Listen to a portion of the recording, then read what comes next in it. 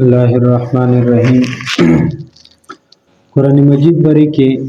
پرون موږ دا خبره کړې وه چې د قرآن منتې د موږ ایمان ارړل یا د قرآن بری کې د موږ عقیده څه ده. بیا مو درې خبرې کړې وې چې دا درې جملو کې دا عقیده ده. اول دا چې قرآن مجید دا د الله کلام ده. بیا هغې باندې پرون پورا لیکچر کړم 15 منټ چې قرآن مجید د الله کلام ده او دی چې قرآن کې چې ته دا کلام الله کلام ویلی شوي دي که الله کلام نه دی ویلی شوي، په هغې مو تفصیل وکړه. دویمه خبره مو دا کړې وه چې قرآن مجید چې دا په نبي علیه الصلاة والسلام باندې نازل شوی ده. قرآن مجید دا په نبي علیه الصلاة والسلام باندې نازل شوی ده. نو دې باندې به انشاءالله نن مزید تفصیل کوو. او دریمه خبره دا دریمه جمله دا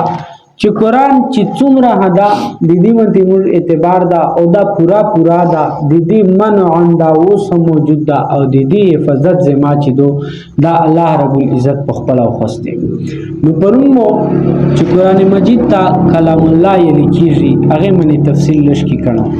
نن دویمه خبره چې قرآن مجید دا په حضرت محمد رسول الله صلی الله علیه و آله وسلم په دې باندې نازل شوی ده.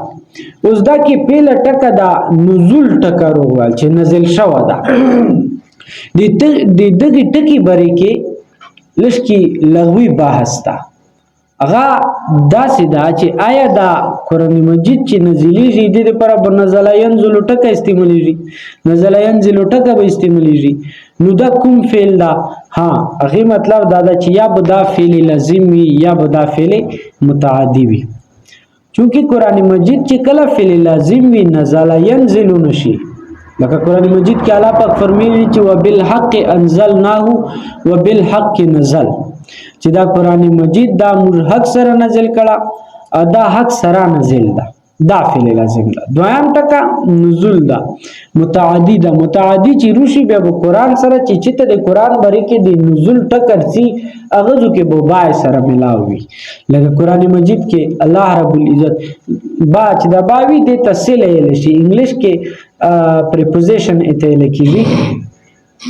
نو قرآن مجید کې الله دا خبره هم کړې ده چې نزل به الروح الامین علی قلبک، چې دا قرآن مجید دا روح الامین یعنی جبرائیل علیه السلام اغیر وړه ده د محمد صلی الله علیه و آله وسلم په زړه باندې. بیا چې د قرآن مجید نازل شوی ده دا الله نرغله د موږ ته نن رسېدله ده. د دې دوه کیفیتونه دي یا بو انزال وي یا بو تنزیل وي. دا منیم پویو انزال مطلب دا ده چې قرآن مجید فوراً یو ځالي یکدمی دیتا انزال یې لیکيږي. او تنزیل مطلب دا ده چې قرآن مجید چې دا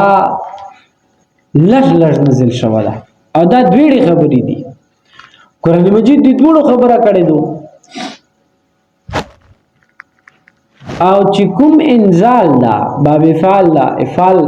دا خپل فعلونه وي کنه، دا خو چې کوم علم ولا خلق وي هغه ته به پاته لاګي ګرامر لحاظ سره. نو باب افعال نه انزال ټکرتي. هغه مطلب دا باب افعال دا چار کوي چې وا چار په وزل ایو وخت کې توکی. او باب تفعیل دا چار کوي چې ایوا چار ته ایو وخت په وزل نه وکي بلکې هغه ورو لږه کوي او په توجه سره کوي او ښه مهنت سره کوي. نو قرآن مجید باب افعال سره هم د دې نزول خبره شوې ده او تنزیل سره هم نزول خبره شوې ده.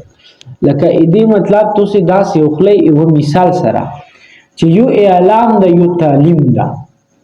اعلام دې ته ویل کېږي چې ته چا نه پاته وکړې هغه ته فوراً وایي چې بوی دا داسې ده. او تنزیل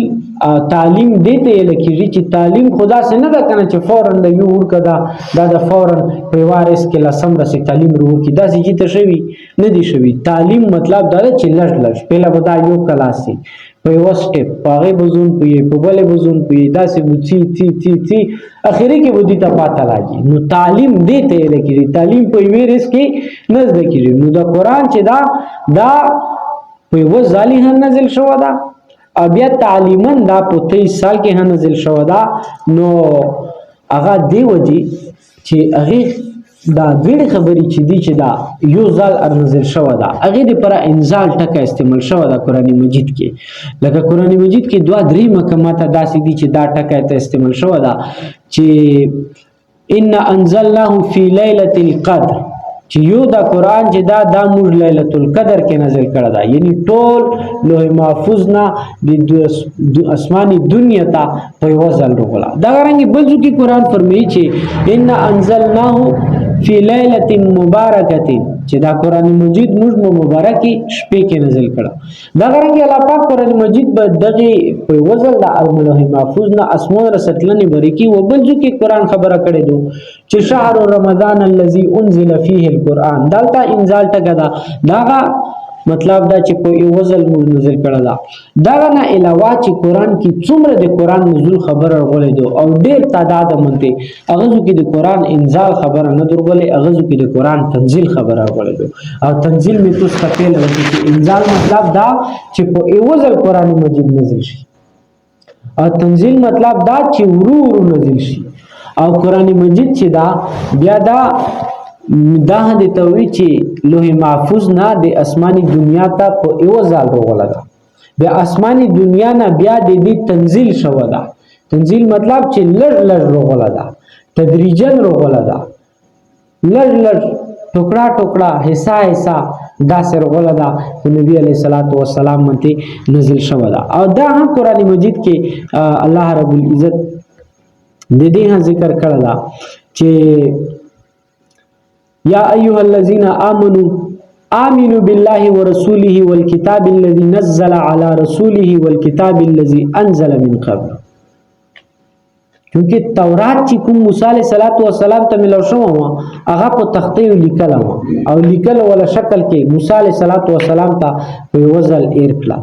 په وزل حواله کړه جملتن واحدتن اتملاو شو نو هغه پر انزال ټکه هروغل خو لیکن قرآن چې دا په 22-23 کوله کې نازل شوی ده دیو جنا دیتا نزلا ټکه استعمال کړه دا تنزیل خبره ها کړې دو اوس بل دویمه خبره دادو چې دا قرآن مجید چې دا الله رب العزت ورو نازل کړه دا لږ لږ نازل کړه دا د دې څه واجه دو چې څنګه الله موسی علیه السلام ته مکمل تورات تختیو کې لیکل او لیکل شکل کې کول شي دا نبی علیہ الصلوۃ والسلام منته قرآن الله پاک سره دا کمال شته دا چې په یو ځل قرآن نبی علیہ الصلوۃ والسلام تیر کړه وا خو لیکن دا لږ لږ چې نازل شو دا د دې څه واجه دو نو دې دوی وجوهات یو واجه دا دو چې دا خلق چې دی خلق دا د قرآن مجید په یو ځل چې قرآن مجید نازل شو واکنه دوی دې تحمل نشو کولا نه اغه ټیم کا واشول نه اوس کا واشول نه اوس کا واشي نو دیو جنات چې خلق په پویږي خلق لړ لړ ارتیبه په خلق په پویږي هغه دی وجه الله رب العزت دا قرآن مجید چې دا لړ لړ ورو ورو نازل وا ایوا وجه دادو ویل چې زهره خبره دو چې یو فورن یو داسې کتاب چې وی کنه کتاب هغه فورن سړه نشي یو دا ولا په وی ریسک چې ته وشای چې یو وړي کوونته کتاب دا اغه دې پر بچا پورا کول چې لړ لړ یي پهلا الف د کوي بیا باز د کوي بیا تاز د کوي بیا پهلا ای بی سیز د کوي بیا ورستو ایپل ته چې ورورو دم رټیم لاګي به د قرآن مجید چې دمره درون کلام دا دمره پاور والا کلام د چې پرون موږ وې ومایل چې به کدا په غرونو مته نازل شو د غرونو بیری ری کړي وا ټوکړي ټوکړي کړي وا به دا انسان چې دا دې زړه بودا څنګه دا قبول کی نو دا بوج دا انسان نشي چګولا دیو جن الله رب العزت نبی علیہ الصلوۃ والسلام باندې دا قرآن مجید چې دا لږ لږ به نازل وا قرآن مجید دا خبره کړي دو بسم الله الرحمن الرحیم وقرانا فرقناه لتقرأه على الناس على مكث ونزلناه تنزيلا چې دا قرآن چې دا موږ ټوکړي ټوکړي کې تقسیم کړل دا او لړ لړ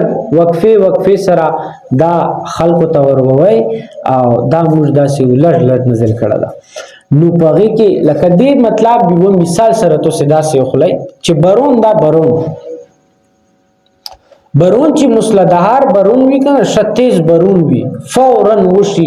لړون ته ټیم کې 36 سوسکر وشي او وی جټکي سره برون ووري شي هغه اوبه چې وي هغه آلی دورې وبهیږي نو هغه څه مځکو ته فایده نه کیږي او چې کوم برون ورو ورو کیږي لږ لږ وړي ورو ورو